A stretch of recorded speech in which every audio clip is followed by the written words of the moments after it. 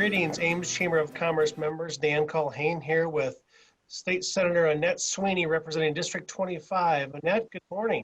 Good morning, everybody. Let's hope the snowstorm doesn't happen. Isn't that the truth? Maybe it's Yes. overblown. Oh, I like that. That was good. So, Senator, as you look at the 2021 session, what should members of the Ames Chamber of Commerce expect to come out of that? The problem is a lot of us don't know already what's going to be coming out of it. I know that we're really going to be focused on our fiscal health in the state of Iowa and our fiscal responsibilities. I know that education is going to be one of our number one priorities because education has been such a, not a target, but just such a moving, it's kind of like in McDonald's, where they used to have the balls, you could jump in. Well, it's kind of what the poor educators have had to deal with is all these balls in the air and which ones are going to land and which ones aren't. So I know we're going to focus a lot on education. And then we had also talked about broadband. I'm looking forward to that. We can get into that discussion later. Granted, somebody said, well, the rainy days funds are filled. Why don't we do, something for, some of the businesses and things like that? Well, by law, our rainy day fund has to be filled at the end of the fiscal year, which is June 30th. So we only have a few months to do that and to be able to make sure that those coffers are filled. I want to see that our derecho victims are also have not been forgotten, and with the agriculture and also our small towns with what has happened with the derecho in those. I got to tour a number of the towns right after the derecho happened. And, you want to stay out of people's hair. Senator Edler from Marshalltown, I called him, or State Center, I should say, he lives north of State Center, called him right after the derecho, and I said, Senator Edler, what happened over in your area? And he goes, Annette, my grain leg is in the middle of my shop. So it was, within the towns toward Nevada, toward Zering, New Providence, and it was bad with the trees and some, we were very, very fortunate. Not many people had loss of their homes, but they did. But we need to make sure that those homes are fixed, and we need to see how we can help with that. I do know that rural development came in with some money to help our derecho victims. We had Secretary Perdue. He came in twice to look at the devastation. And also we had Administrator Barbie, he was from the Risk Management Authority under USDA to come and assess the crop loss and damage. So we had a lot of people involved in that, but I think that's going to be another thing that's going to be an oncoming discussion within our session. Sure. Yeah, you talk about the derecho and the pandemic. 2020 has been truly extraordinary when it comes to things like that. And, I think Iowans are resilient, and we've shown that time and time again. And once again, 2020 has tested us greatly. And so you talked a little bit about expectations for our members. At the same time, it sounds like a lot of your personal aspirations or goals for the session were intertwined there as well. Yes, we talked about broadband. Is that okay to bring this up now? Yeah, let's jump into that. Okay, that was one of my big passions when I was at USDA, and we have with USDA. They have put in, under Secretary Perdue, broadband was one of his number one priorities. And he has put in that USDA federal funds alone in our state is $71 million. And so it's been distributed to a lot of our cooperatives, our telcos, what we call them. Iowa has the largest number of telcos in the state. We have over 160. And those telcos are the ones that are doing it right. And an example for us is South Dakota. South Dakota was told by a big major media individuals that, to do telephone and cell phone service and all that, and also wireless internet. They told the people of South Dakota, you guys are on your own. We can't do this. South Dakota is not worth it for us. And it was a big conglomerate that told them.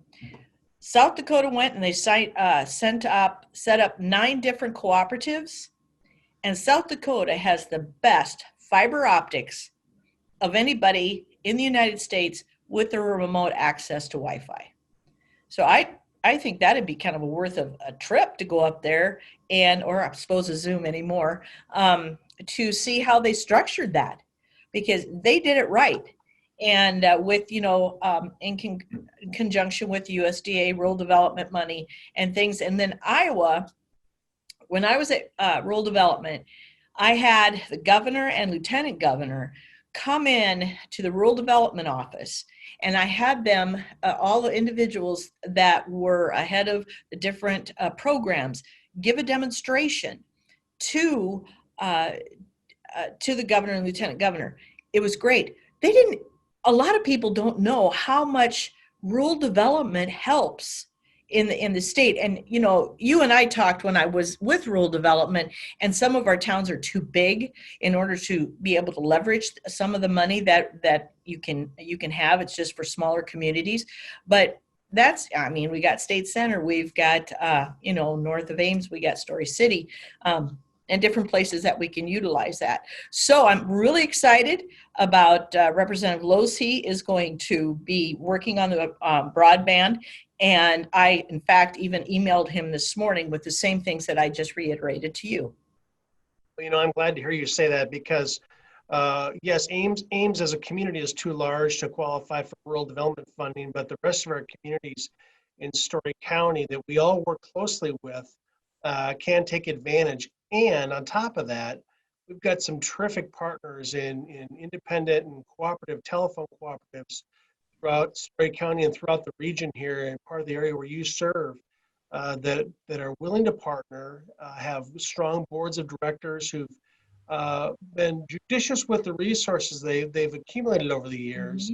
Mm-hmm. They've deployed them carefully. I think of any number of our small communities that have telecommunications companies, or cooperatives, and they are really valuable partners. And so I hope, as the legislature looks at broadband in the new year, they'll think first and foremost about those. We've got a lot of large providers too that do good services, provide good service as well. But in our smaller communities, this pandemic has forced people to stay home, and they've been reliant upon services like this. And so I'm really glad to hear you talk about that. Yes, I'm really excited. In fact, I even still have the map of Iowa and all the little sections of all the different telcos. And I'm going to make sure that Representative Losey, I'm going to call and ask for another one. And I'm still in contact with the individuals that I worked with at Rural Development about the broadband. So, and Grant Menke, which of course he'll be retiring January 20th as the Rural Development Director. But I've been in contact with him almost on a monthly basis for different ways that we can help out our communities. I'm not an Iowa native, but if I remember my Iowa history correctly, I think Haywarden was the first telephone cooperative in the United States, was it not? Does that sound right? It does sound right, but I'm not for sure. But that does sound right, because when you said Haywarden, my cousin married a gal from Haywarden, so it all started coming back together.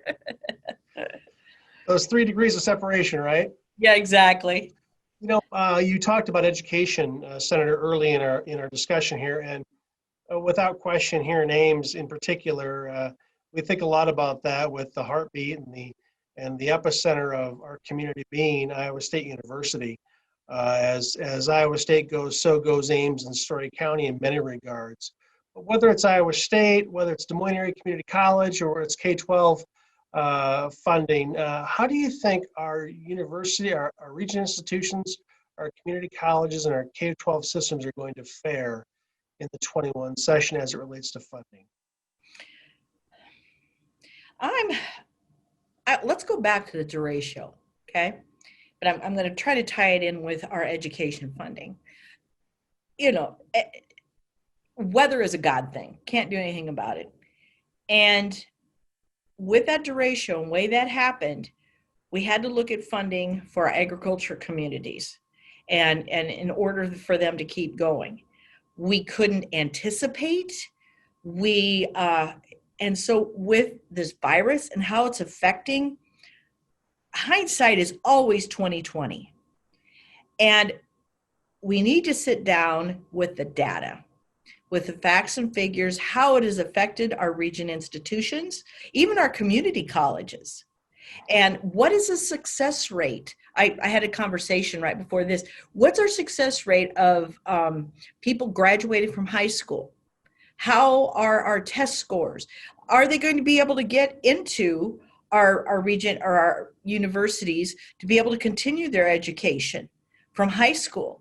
So there is so many, again, so many balls in that playground area like McDonald's that I don't think, I really question anybody that can give you a solid answer on that, because we need to sit down and talk to universities. Okay, how's it affected your bottom line? We need to look at that before we say this is what's going to happen. But it sounds to me like you're committed to doing that in the 21 session. Oh yeah. Mm-hmm. Yeah. Is our number one. Mm-hmm. Very good. Here's an easy one, or maybe it's not an easy one, but Ames in Story County Day at the Capitol is April 1st, and as I've told a few other folks, no fooling, it's April 1st. And typically we bring Hickory Park in as our caterer, and Hickory Park fills the building with those great smells.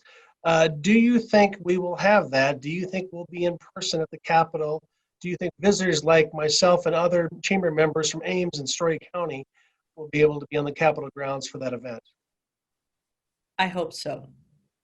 But again, I don't even know how, excuse me, how many people are going to be allowed on the floor. Right. We have caucus January 4th, and I'm thinking our leadership team will be able to tell us, all right, I don't even know if a person, if they're running a bill, is that the only time they're going to get to be on the floor? Are our clerks going to be able to be on the floor? I know that I've gotten a number of calls, and I've got individuals that I've always entertained people to come and shadow me a day. Sure. And I think one day when you guys were there, I had two people there shadowing me, as well as somebody that wanted to be my intern. So it was, kind of chaotic that day. However, I can't have those this year. Yeah. Those individuals don't get to have that experience going with me to committee meetings and things. So, and that leaves a hole inside me, because I like to include people in the process. When I had you and the other individuals, I sat, you guys down in the back on the bench, and we had some visits with some other legislators. So I'm hoping the best for that. Yeah, well, I can appreciate that it's a challenging decision for folks to collectively make. And you're right, a lot of missed opportunities as a result of the pandemic that exposes people to how our government works. And, we routinely take a delegation to Washington, D.C. in this past year. Earlier this year, we didn't do it. And, those are the missed opportunities that are really about greater good. Mm-hmm. So what else is on your mind as you think about the 21 session? I'll give you a minute or two to talk about anything else that might be pressing for the 21 session.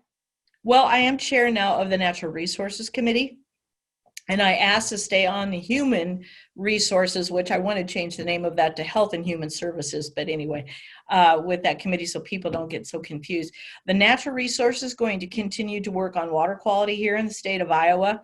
My husband and I have been Iowa Farm Environmental Leaders. We've received that award from the governor. And so I'm going to continue with that. All the things that Dave and I have done on our farms have all been voluntary. It's not in any government program, federal program, nothing.